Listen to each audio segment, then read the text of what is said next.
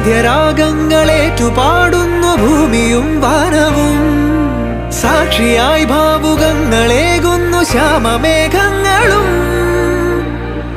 പവിഴമഴയേ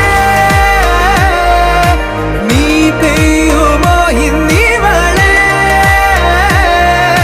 നീ മൂടുമോ വെൺപനിമതിവളിലെ മലരുളി അഴകിലെ നാളങ്ങളിൽ.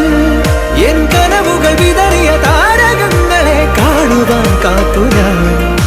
ദൂരെ ഒരു മഴവില്ലിന്നേഴാം വർണ്ണം പോൽ തൂവൽ കവിളിണയിൽ നിമ്മായാലാവണ്യം.